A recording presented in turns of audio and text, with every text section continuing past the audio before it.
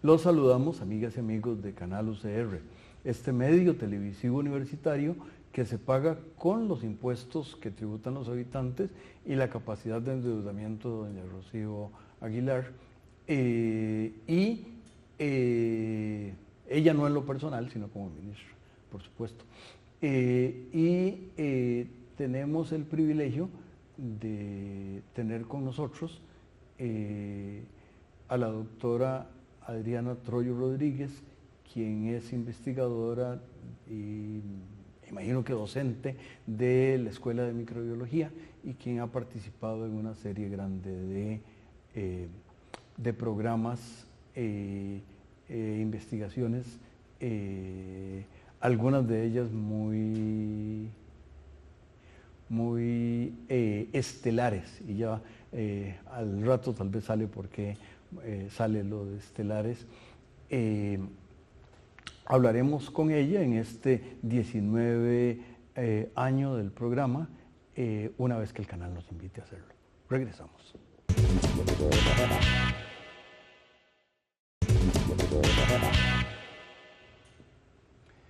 Continuamos, amigas y amigos, en este programa y la doctora Troyo Rodríguez, por ahí me enteré que fue a la escuela en unos viajes que cuando era niñita seguramente le resultaban muy largos porque tenía que ir desde Pavas hasta Moravia, porque hizo su primaria y secundaria en el Colegio San Francisco. ¿Qué recuerda usted de eso, doctora?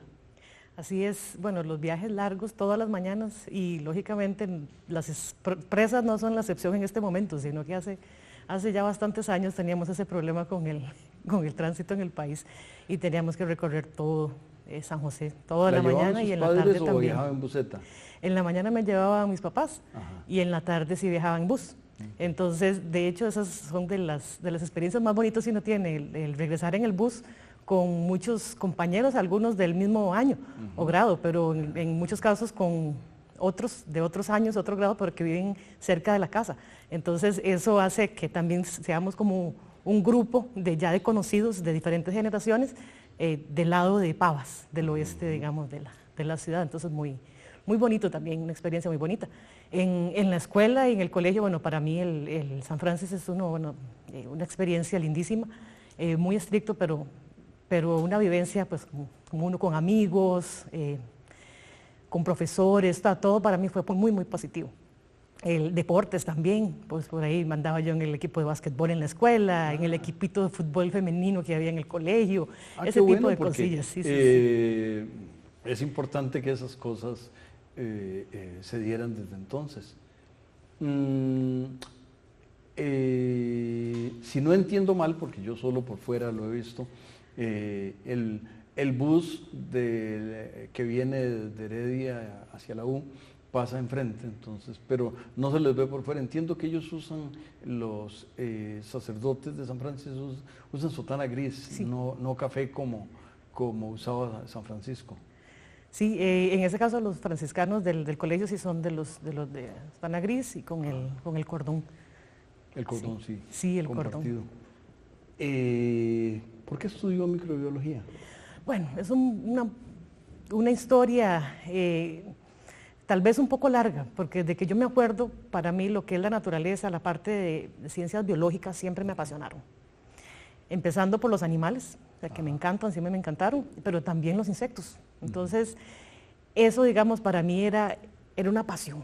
Estar viendo las hormigas, estar viendo aún las arañas, no solo las maripositas, sino los insectos que son un poco más extraños, pues por ahí siempre me gustó. Y estaba yo en decisiones ya en el colegio, viendo si me iba por veterinaria, si me iba por biología. Yo quería ser como de esas personas que uno ve en los programas del canal del Discovery, ¿verdad? El Discovery Channel o el Animal Planet, ¿verdad? Esas personas que están con los animalitos, buscándolos, viéndolos, estudiando cómo se comportan allá en la sabana africana. Ese tipo de cosas para mí sería genial. Pero bueno, aquí digo yo, bueno, sí, medicina no, trabajo con animales sí, pero veterinaria, por ahí el asunto de las enfermedades, ya en los animales, ya lo que es diagnóstico de paciente, curación del paciente directamente, no me llamaba tanto la atención, y en eso vi que la microbiología tiene mucho de la parte de investigar. Y no solo investigar con, digamos, con bacterias, sino que incluye también los parásitos, que son como animalitos en pequeñito. Entonces esa parte me fascinó, y en 9º año en la feria científica, esas ferias científicas que son importantísimas en el colegio y en la escuela, hicimos un proyecto con una microbióloga, la mamá de una de mis amigas, y como microbióloga ella nos ayudó en el proyecto, hicimos unos cultivos de bacterias, una presentación con resistencia a antibióticos, y yo dije, esto me gusta, y por ahí me fui. Y más cuando ya llegué, y yo vi el programa y tenía un curso de parasitología, que es del campo de parasitología, que se llamaba entomología médica. Yo dije, sí, esto es lo que a mí me encanta. Voy a poder trabajar dentro de microbiología, pero con insectos. Estuvo en la Universidad de Miami, en la Florida, haciendo un doctorado en un departamento multidisciplinario. ¿Fue por escogencia o por cosas, vueltas que da la vida? Porque además una interdisciplinaridad muy interesante, y su tesis doctoral, que es un poco la de satélites que dije, creo que si hubiera ido a una facultad de microbiología clásica, creo que no hubiera hecho algunas de las cosas que hizo en su tesis doctoral. Sí, definitivamente el programa que hicimos, digo yo, porque el proyecto al final, la tesis la hice con los colaboradores y todos mis colegas aquí también en la Universidad de Costa Rica. Entonces, bueno, el programa ese es un programa interdisciplinario. ¿Cómo llegué yo ahí? En realidad sí fue por escogencia inicialmente, pero también porque fue una opción que me dieron. Al principio yo apliqué para un programa puramente de epidemiología. Pensábamos que ya yo trabajando en entomología médica, lo que es la parte de epidemiología, podía ser muy importante. Ya yo como microbióloga, luego trabajando en entomología médica y con esas bases de posgrado en epidemiología. Sin embargo, ya teníamos ya el tutor, el doctor John Bayer, que me recibía en la Universidad de Miami. Sin embargo, en las palabras del doctor Bayer, cuando revisaron mis documentos, vieron que yo era microbióloga. Entonces, como que entre ellos surgió de que yo no tenía ese perfil para epidemióloga. Entonces, él al final esa decisión no le gustó y me presentó a mí la opción. Me dice, bueno, si no la quiere informar usted como epidemióloga dentro directamente del programa, tenemos el programa interdisciplinario, donde uno más bien escoge lo que a uno le sirve más. Y esa fue la mejor decisión que yo pude haber tomado. Yo creo que mi formación se enriqueció muchísimo de haber estado y tenido la posibilidad de las diferentes disciplinas, porque con él como tutor yo estaba en epidemiología y tomé cursos de epidemiología y mi tesis se basó mucho en epidemiología, pero también tuve la gran oportunidad de llevar cursos y aprender muchísimo de geografía, la primera vez que yo voy a cosas de geografía, imágenes satelitales, sistemas de información geográfico, todo esto. Y por el otro lado, sí, ya de la parte microbiológica como tal. Entonces unimos esas tres cosas, epidemiología, geografía y microbiología, para trabajar con el sistema de Aedes aegypti, la epidemiología del dengue en el país. Aunque no es la única en la literatura, las cosas que usted ha publicado en ese ámbito, pero ahí hay un cruce muy curioso, el niño con Aedes aegypti. Esas cosas uno así como de primera impresión no las habría esperado que se cruzaran, una era de un lado y la otra del otro. Cuéntenos, sin contarnos la tesis, que ya usted la defendió muy exitosamente, cuéntenos un poquito cómo es que se cruzaron esas cosas.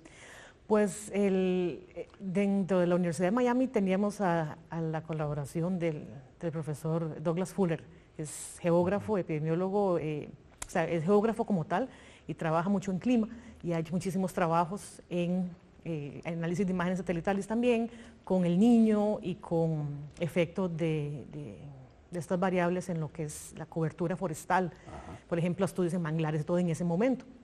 Entonces, a través del doctor Bayer hicimos el contacto porque el mosquito sabemos que se asocia mucho con la temperatura. Ellos pues tienen sangre fría, ¿verdad? No caliente como de nosotros. Entonces, si hace mucho frío les afecta. Si hace muchísimo calor les puede afectar. Y el fenómeno del niño y las lluvias también eventualmente le afectan al mosquito. Ya sabemos aquí que cuando tenemos el dengue, cuando se dispara en esa época lluviosa, ¿verdad?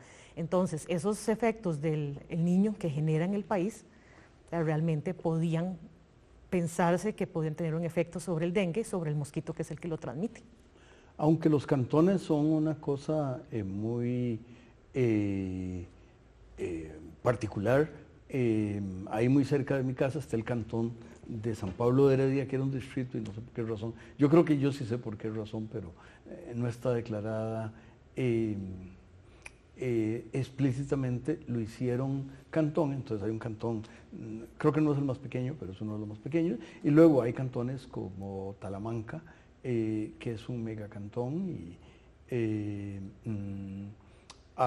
de manera que para empezar un cantón es pero la mayor parte de la información en el país se recoge en esos ámbitos.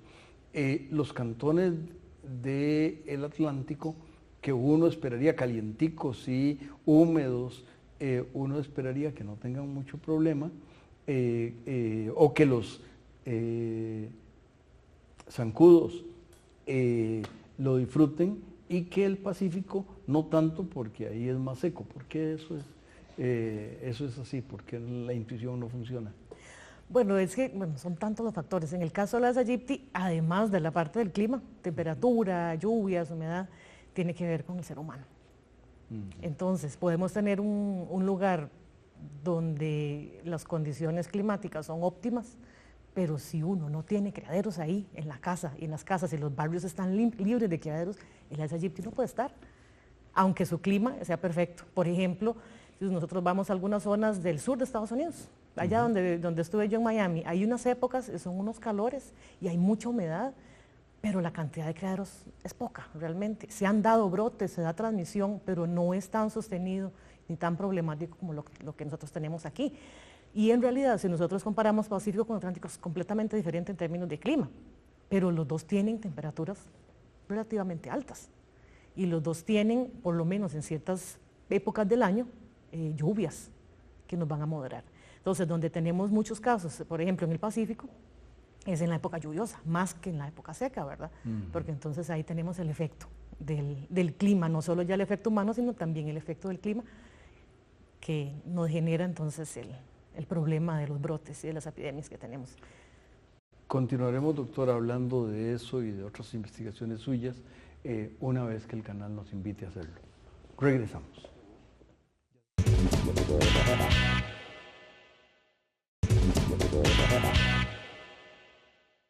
Continuamos, amigas y amigos, conversando sobre las investigaciones que la microbióloga Troyo Rodríguez ha hecho, y ahora lo vamos a dar un poquito más, con menos preguntas mías y más que ella nos cuente de lo que ha hecho sobre el dengue y otras investigaciones en las que ha estado involucrada. Sí, claro. Nosotros empezamos con el dengue desde el año 2001 aproximadamente, por lo menos en mi caso, cuando me incorporé a la sección de entomología médica de la Facultad de Microbiología. Entonces, empezando por ahí, porque con los colegas que teníamos, el doctor Olger Calderón, la doctora Mayra Solano, con nuestro asistente Iván Coronado, o sea, formamos un equipo y se presentaron, coordinados por el doctor Calderón, trabajos comunales universitarios, unos proyectos por aquí, y ya empezamos a trabajar un poquito con el mosquito, con el Aedes aegypti, con un poquito de dengue, por ejemplo, en la carpio, que es un trabajo en TCO muy interesante. Y luego ya yo me fui para Estados Unidos pensando en este tema. ¿Y por qué en este tema? Porque en esa época todavía no había mucho conocimiento acerca del vector, de ese mosquito, acerca de la epidemiología de la enfermedad, a pesar de que ya teníamos aproximadamente 10 años de tener ya transmisión reconocida, que inició en el año 1993. Entonces, cuando yo me fui para allá, hicimos unos proyectos, el tutor mío, el doctor Bayer, con el doctor Calderón aquí también, para poder incorporar el trabajo que yo tenía que hacer allá, como parte de mi doctorado, pero también desarrollar el proyecto aquí en Costa Rica. O sea, no dejármelo allá y estudiar cosas allá, sino traerme ese doctorado para el país. Entonces, trabajando en grupo, o sea, siempre, y por eso yo le digo aquí, aún mi doctorado no es mío, mi doctorado es de todo nuestro grupo y hasta de los estudiantes, de todos los estudiantes que nos ayudaron, porque íbamos al sitio de estudio, en este caso fue Punta Arenas.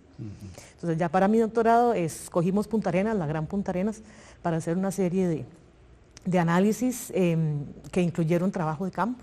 Entonces, anduvimos por allá, desde el Carmen, Chacarita, el centro, estuvimos por la parte de Barranca, el Roble, estuvimos haciendo encuestas en las casas, pasando casa por casa, tocando puertas, revisando toda la gente bellísima que nos abría sus casas para poder pasar a revisar, a buscar criaderos de Aedes aegypti, categorizar esos criaderos, ver cuáles son los tipos más importantes en la época seca, en la época lluviosa, si eran grandes, si eran pequeños, si estaban siendo utilizados realmente, que es algo que las personas necesitaban o si era algo que podían eventualmente descartar, que se lo llevara un camión de la basura, por ejemplo. Ese tipo de caracterización. Y por otro lado, con las imágenes satelitales, y ahí sí apoyada completamente con los profesores de geografía de Miami, ¿verdad? Aprendí a categorizar imágenes para poder analizar esa información que tienen. Entonces, poder sacar, por ejemplo, esa estructura de la zona urbana. Entonces, lo que son edificios, separarlo de una imagen de lo que son calles, de lo que son árboles, de lo que es tierra o zacate. Entonces, con esas características y la información que teníamos de campo, logramos hacer análisis en una parte con respecto a casos de dengue que se habían dado en la zona en los últimos años. En ese momento era 2003, 2002, 2001, 2002, 2003, me parece que fue lo que estudiamos, y después con los criaderos directamente. Entonces teníamos los diferentes niveles, las imágenes satelitales que nos daban información acerca de la ciudad, teníamos información que nos facilitó, por cierto, la gente del Ministerio de Salud en la zona. Y trabajamos también con la gente de la caja, también en la zona, o sea, todo, digamos, muy en conjunto para poder hacer ese análisis también de casos como tal en diferentes localidades específicas de toda la Gran Punta Arenas. Y por otro lado, el trabajo de campo ya nosotros directamente con lo que son criaderos específicos. Entonces, como digo, fueron varias como etapas. En un caso logramos asociar los casos de dengue, en uno de los años que había habido más casos, con la cantidad de árboles que había en una determinada localidad, zona. Entonces, dentro de una ciudad, por ejemplo, una zona como Barranca, las áreas o los barrios donde había más parque, donde habían casas con árboles en los patios.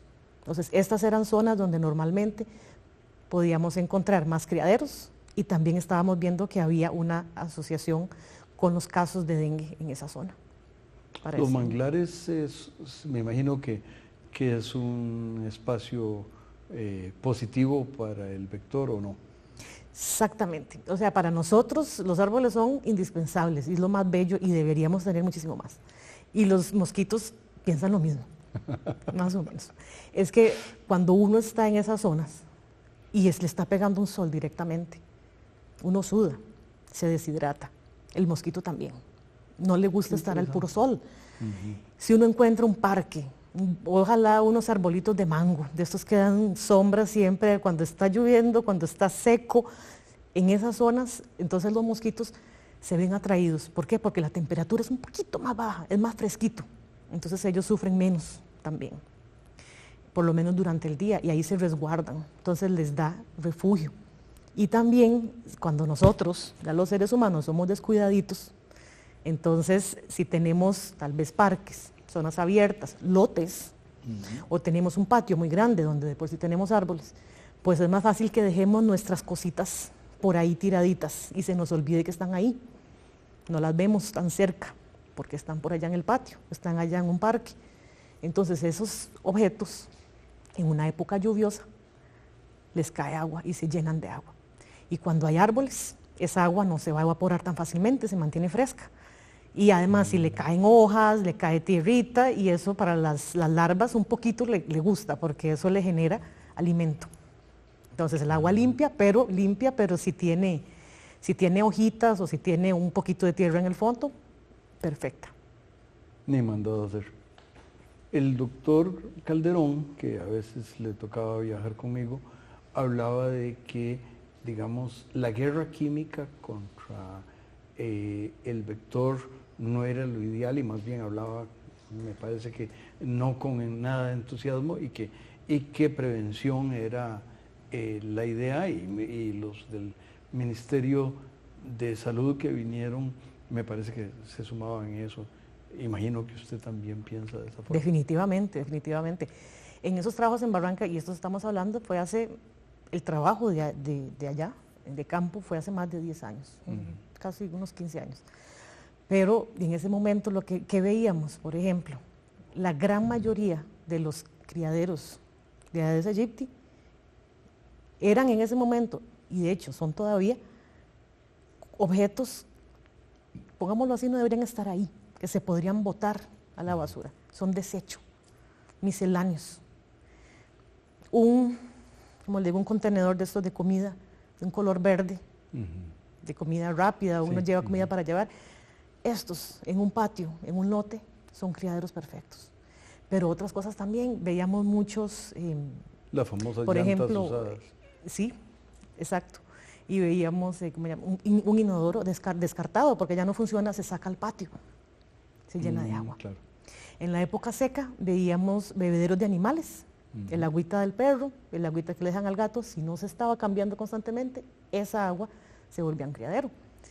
Ya no había lluvia para estos otros criaderos que están fuera, pero sí estañones, barriles, para almacenar agua, y en esa época se usaba mucho todavía dejar las pilas llenas con agua Claro. y dejarlas durante muchos días. Ahora se ha cambiado eso y eso ha sido una gran cosa en la época seca, porque ahora ya las personas saben que las pilas hay que mantenerlas limpias, y se van a utilizar, se pueden llenar, pero hay que vaciarlas todos los días, porque si no se hacen criaderos. Entonces, esas cosas son eliminables. ¿Para qué vamos a estar utilizando insecticidas cuando podemos prácticamente quitar el problema o minimizarlo quitando los criaderos, botando lo que hay que quitar, botando lo que se puede botar, volcando contenedores que tal vez no se pueden botar en ese momento, pero bueno, se les puede dar vuelta, cubriéndolos también, tapando para que no se formen criaderos. Entonces, todo ese tipo de acciones son mucho más efectivas que la fumigación al final de cuentas. Siempre el control químico eventualmente para algunos casos es necesario, y cuando hay una epidemia de dengue es necesario. Doctora, usted es parte de la Comisión Interinstitucional de la UCR sobre el dengue. ¿Qué hacen ustedes aquí? Pues nosotros aquí en la universidad tenemos como la coordinación para promover que la Universidad de Costa Rica, la universidad a nivel nacional, o sea, todo lo que son sedes y recintos también, sean libres, ambientes libres de la Aedes aegypti. Entonces, que no tengamos criaderos. Y en las para sedes eso, que están más cerquita, en áreas más bajas, el recinto de Guapiles, los recintos de Liberia, no sé. Sí, también. son zonas que con más razón, porque ahí tenemos un ambiente, o sea, un clima muy favorable para el Aedes aegypti. Pero como yo le decía, si nosotros nos ponemos las pilas y quitamos los criaderos, no tiene por qué haber problemas. Entonces, de parte de la comisión, lo que hacemos es estimular para la creación de comités. Entonces, cada unidad académica debe tener un comité conformado que se encarga de revisar mes a mes todas las áreas a los alrededores y eliminar los criaderos. y hacer reportes. Se hace un reporte cuando hay criaderos positivos, se revisan, o sea, nos lo mandan a nosotros para poder identificar las larvas, ver si son Aedes aegypti o no, porque hay otros mosquitos que no transmiten dengue, pero sí nos interesa mucho el Aedes aegypti, poder identificarlo, y cuando hay algún tipo de criadero que no se puede eliminar, o sea, ayudarles a las unidades académicas para poder tratar de solucionar esa situación, para no tener criaderos en la Universidad de Costa Rica. Sí, porque el área cerca del río o la quebrada, y por ahí está en buena parte del área científica, y creo que ahí debe haber muchos espacios que si no se cuidan pudo haber criaderos y podría haber. Pues sí, siempre y cuando tengamos algo ahí que vaya a servir de criadero. Entonces vieran que el río como tal, la quebrada no es un criadero para el Aedes aegypti. Ahí eventualmente podríamos encontrar otros tipos de mosquitos. Ahí entonces salen otros zancudos. Pero el Aedes aegypti se desarrolla en contenedores que tienen paredes. Entonces, si tenemos en esa zona, como son zonas verdes también, si tenemos gente que pasa por ahí y ya tira, ya estamos hablando de que hay basura, cierto tipo de basura, ¿verdad?, que puede funcionar como un criadero, entonces ahí sí. Pero si no existe este tipo de basura, solamente lo que es la quebrada no necesariamente nos va a generar criaderos. Muchas gracias, doctora, y a las amigas y amigos los invitamos a que la próxima semana, en los mismos tiempos y circunstancias, o en los que ustedes decidan, nos acompañen y siga adelante con sus investigaciones. Muchas gracias. Gracias por estar aquí.